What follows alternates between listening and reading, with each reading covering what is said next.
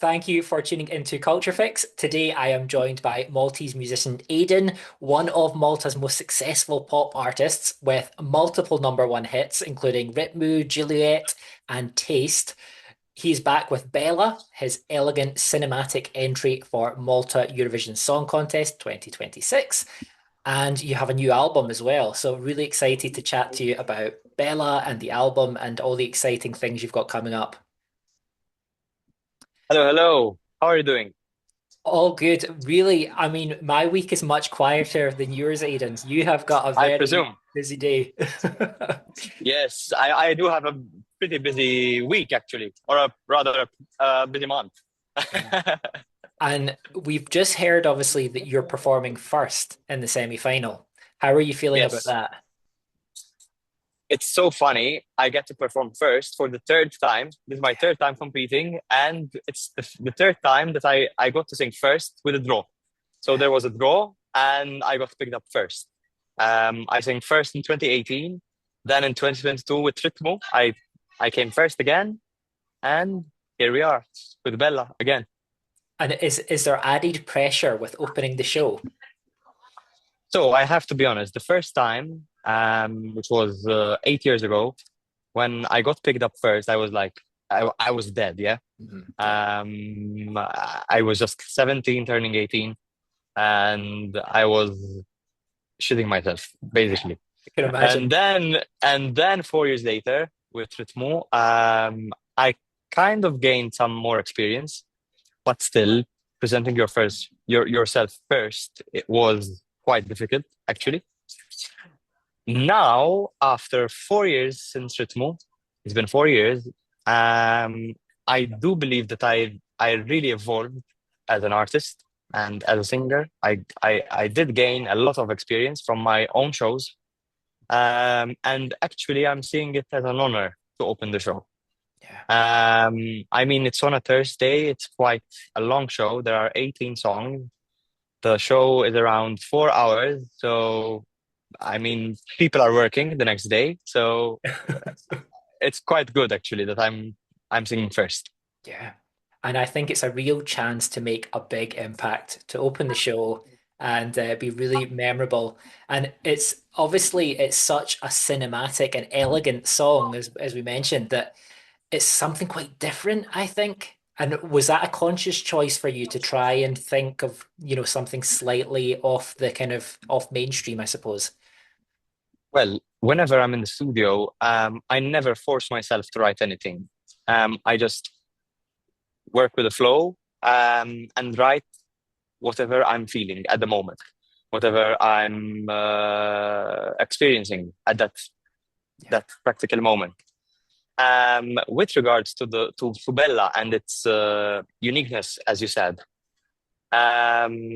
it was quite an easy choice actually, because when myself and my team decided to re-enter Eurovision and try my luck for the third time, um, uh, I was already thinking of concepts of what could work on stage. So whenever I'm writing a song for this kind of contest for this kind of show, I do believe in the show. Of course, the music is the most important, but I was already thinking of concepts and of what could work on stage, and that's where Bella was born. I've written over 35 songs actually, Wow. and then we listed them down to five, and then from those five, we picked Bella as the one. I mean, it was the one which stood out the most. And actually, I am a bit of a Eurovision fan myself, yeah. Yeah. So I get to watch most national finals. I get to watch a lot of songs. I'm a huge follower, and I've seen a need in the last 2 3 years in Eurovision that whenever there's a song which is very true, which is very very true and honest, it does well, and it does not just do well because it's a good song or because it's a ballad or because it's a true song, but in general, in the main industry out there, not at Eurovision, there has been a surge in organic sounds. There has been a surge in something which is authentic. Here in Malta, we get to follow a lot the UK radio. Hmm. So whatever is being played at the UK, we do play here in Malta, and you get to listen to a lot of real music. So even the pop is following organic sounds, live band, live music, live Hmm. guitar in the songs. And that was my target with Bella. Something which is evergreen, something which is timeless, something which is cinematic, but mostly true. Hmm. Whenever you're listening to the song, you have to just stop and listen to and see the performance. Yeah. I think it really transports me to a different era of music, which is something Yes, quite magical about it.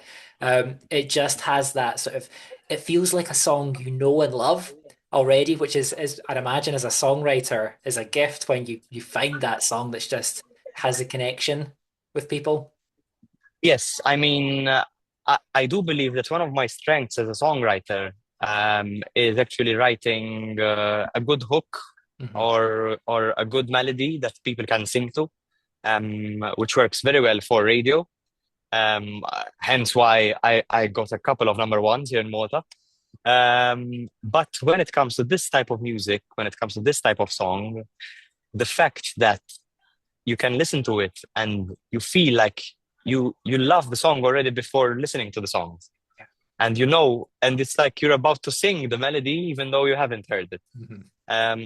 I think that's quite precious to have. Yeah. I also really love the music video. And I wonder, as an artist who's then thinking, I'm going to turn this into a stage performance, is there imagery and things from the music video that you think I'll channel on stage? Or what's the process from going from one visual to another sort of visual medium? Okay, so as I said in the beginning, whenever when I was writing Bella, I already had a clear picture of what I wanted to look like on stage. Mhm. Um, and funnily enough, when I was producing the song, so I wrote Bella by myself, yeah, and then I took it to the studio with the producer and another co-writer, which is Sarah Bonici, Okay. the Maltese representative of in Malmo in 2024. Um, I actually had to show them pictures of what I wanted the song to sound like. So I was showing them these Baroque paintings, Yeah. these this there was a I do remember clearly there was this picture of the Great Siege of Malta from 1565. That's 500 years ago. And as soon as I showed them the picture, they were like, "Okay, we know where the You song is get going it. to." Yeah, yeah. That's amazing. And obviously you mentioned Sarah there. Obviously Loop is a real robbed classic and deserved to do so much better at Eurovision. So really cool to have her as part of the song. Yeah. Yeah, I mean, I've known Sarah since we were little kids, basically. I've known her since we were like 10 years old. So we grew up to be very good friends. It was not the first time working together. I actually wrote her Maltese entry for 2022. We were Mhm. actually competing against each other when I had Ritmu, and that was fun. But I was also in the studio with her a couple of times Mhm. the last few months. So we do have that bond together as writers. Yeah, yeah. I am really curious about your writing style because you're really great at combining Maltese and English, and I wonder when you go to sit down in to write, does it naturally come out in Maltese or English, or how does that work? So actually, in Malta, English is also our official language. Okay. Our main language is of course Maltese, and then the second, which is also official, is English. And the last 5-10 years, we've been mixing the languages quite a lot in terms of switching and language switching. So we do speak Maltese, but then throw in a few English words in between. That's the everyday life. That was quite a hip thing to do. And back in 2021, when I wrote my first Maltese song ever, which was Naħseb Fik, which is still my biggest track so far. Um, it was quite a new thing here in Malta to have the Maltese language in the pop world. It Mhm. was quite new, and I do believe that's why it, it got so many plays on radio, so many views on and streaming. And nowadays I'm kind of switching even more between Maltese and English. I think the ability to tell a story in two different languages is excellent. You know, why have just Maltese or just English in a song? You know, Yeah, it's a nice fusion of cultures, isn't it? And I think yes. Malta is, I'm lucky I've been a couple of times. And it's a really, it's a kind of, it feels like a sort of melting pot of different cultures and kind of creativity. It's a really interesting place. And any chance I get, I go to Malta. Um, Oh, uh, you've been to Malta. yeah, twice. Yeah. So, Oh, cool. What do you think? Valletta, I really, really love it. Yeah. Great. We went 2 years ago and then a year later went back because it was just so nice. And the people, again, so friendly. The culture, just lovely. So, yeah, big shout out That's to great. Malta. Great. You should come again this year for my show. I know. Well, I was reading about the show, and am I right thinking there were 10,000 people at your last concert? Yes, yes, yes. It was actually held here in this very arena, which is the largest one we have here in Malta. It's the largest indoor venue. And we've had 10,000 people last year. And I'm doing it again this year on the 5th of September. So I'm officially inviting you. You need to come here. Amazing. I You will need to be come there. over. I will be there. I Great, told you any chance great, to go to Malta. great, great. How do you That's good wrap to your hear. head around that? Like if you're thinking, okay, there are 10,000 people here to see me, is that quite a bizarre concept? Okay, so truthfully, the first show that I had, um, I was I was so stressed. I was so stressed. So in my work, I'm a huge perfectionist. So in everything that I do, if it's just a single, if it's a music video, if it's an artwork, if it's a shoot, if it's a video shoot, whatever it is, I'm a huge perfectionist. So having a 2 hour show, can you imagine that? Like a I full can blown imagine two the hour stress show levels. with 12 dancers, 2 hour show, music production, lighting, visuals, the choreographies, the talking points. It was huge for me. Last year, then, um, I was so relaxed. I was so relaxed. I really enjoyed the whole process. I was much more prepared. I started preparing it way before. Um, and now the next one, I do feel that it will be even bigger artistically, not just in terms of audience and not just in terms of show. No pun intended, because it's called the show. but I do believe that artistically, I will deliver something which is greater than my previous work. Well, you will have a lot of new songs to perform because the Of album course, Cowboys Don't Cry is coming on the 12th of March. Um, yes, Tell me about that. I'm really excited to hear where you're going with that and what kind of sounds you're exploring. yeah. So my second studio album is called Cowboys Don't Cry. Um, uh, Again, I'm presenting the cowboy aesthetic, as well as in Bella, and in the music video of Bella. Um, in terms of style, I wouldn't say it's quite different than my previous work, but again, the idea of something which is organic Mhm. will be very present in this album. There are there are a good number of songs which I do feel are some of my best work yet. Actually, there's one of the songs which myself I think it's my best song ever. Ooh, Uh, can it you give me the just it title? just Yes, I could. It's called Man on the Moon. Man on the Moon. Okay, look out for that one specifically. Yeah, I just love that song. It just fills my heart with so emotions. A typical it's not a typical Aiden song. I would say it's quite mm, it's a little bit pop country US Nice. feel, UK feel to it. But it's such a feel good song, like you would put it in the car and you would shout out the melody. Yeah. It's that type of song, and I just love it. I just love it. It's called Man Nice. on the Moon. Another one that I really loved recently was Taste. Is that going to feature on the album as well? Yes, yes, Yeah. it is. Yes, it is. Yes, it is. So Taste was actually the first single from the upcoming album. And of course, Bella was the second, as Bella will be featured in the album. It will have a total of 12 songs in total, including Taste and the Bella. Nice. I mean, it's being mastered as we speak.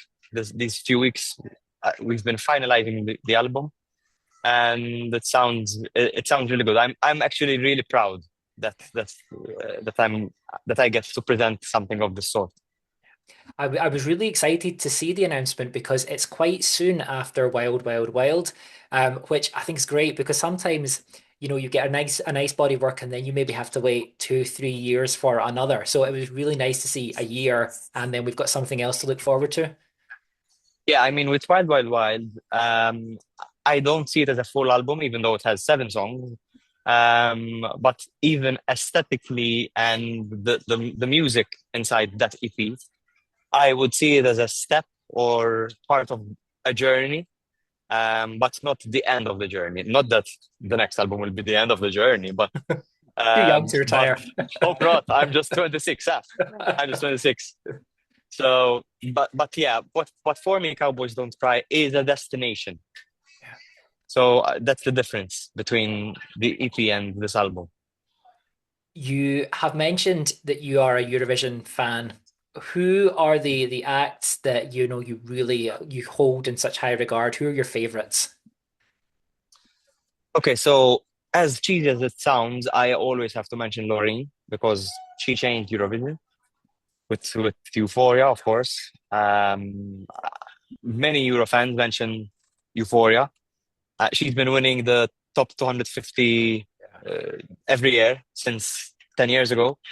And I think that comes with a reason, because she did change Eurovision. She modernized it in a way. The way that she presented something which was so minimal, yet the song was so fresh, so modern. It was an art piece, and at that time.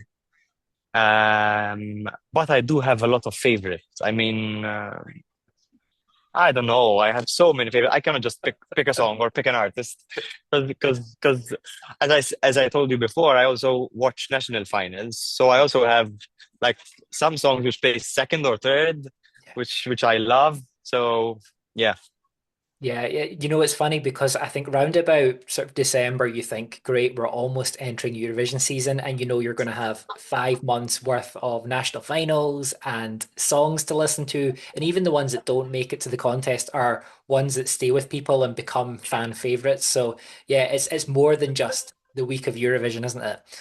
yeah, yeah. Um, I mean the Eurovision season starts way before. It's not in May. For the fans, it starts September, October. yeah. As soon as you can release the songs, that's when Eurovision starts. It's really interesting for me seeing Malta's approach in recent years. It seems like Malta is just getting better and better and better, and Malta Eurovision Song Contest is becoming more of a national final that is a must watch. What do you think has kind of sparked this renaissance in Malta for Eurovision? Well, I mean, Malta as a country loves Eurovision. We're Eurovision lovers. The whole country stops to watch Eurovision. Um, and yet we haven't won it yet, which is quite an unfortunate thing. Because I've read recently that we're the most successful country yet to win Eurovision. I think it's between us and Cyprus. Mhm.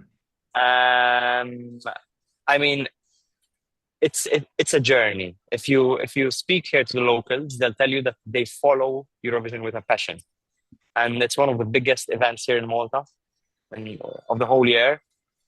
So I mean, the last 2 3 years we've seen also a change in the Maltese broadcaster and the Maltese delegation, and I think that also sparked some more effort I would say, which is nice for us, the artists, which is us nice for anyone following the Maltese selection, Yeah, because the Maltese singers deserve that kind of stage, you know? 100%. Yeah, absolutely. Well, I'm very glad you used the word yet because I do think it will happen very, very soon. Let's And hope. hopefully Bella is the song to do that. Um, I don't want to take up too much of your time because I know you have such a packed schedule. I was just hoping to finish with some quick fire questions. The first thing that Sure. pops into your head. Um, Okay. so to start with, your favorite place in Malta? Favorite place in Malta, definitely our main city, Valletta. What is your favorite film? What is my favorite film? Hmm. Favorite film. I'm quite a film buff myself, but I would say, can I mention a TV series Yeah, go for it. instead of a film? I would say Young Sheldon. I'm digging Young Sheldon at the moment. It's quite Nice. light, Yeah, so whenever I need to cook and watch something, I just put it on. So nice. It's your comfort show. yeah. What was the last song you listened to? Last song I've listened to just now, it was Matt Black song. Oh, It was wow. just playing here. He's rehearsing. He's doing his rehearsal, so it was that. So a lot of techno. Yeah. Yeah, you're ready to rave. Yes. Um, do you have any hidden talents? Hidden talents. I wouldn't call it a hidden talent, but they say that I'm quite a good cook. Oh. So maybe that. What is your top travel destination? Ooh, top travel destination. I mean, I do love the UK. Yeah,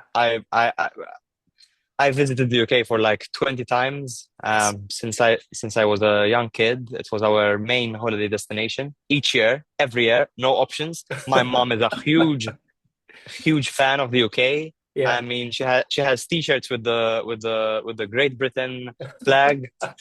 We have mugs at home, which are so. I'd have to say the UK. Have you made it up to Scotland yet? Not yet, no, no, and I really would love to visit in winter, of course. Yeah, you add that to your list. It's definitely worth going. I'm biased. That's where I'm from. Of course. Um, who is your all-time favorite singer? All-time favorite singer. All time. I was never like a super crazy fan of any artist. I always like to follow a lot and watch out there. I mean, currently I'm loving Dua Lipa. I just love her style. And I also love Ray.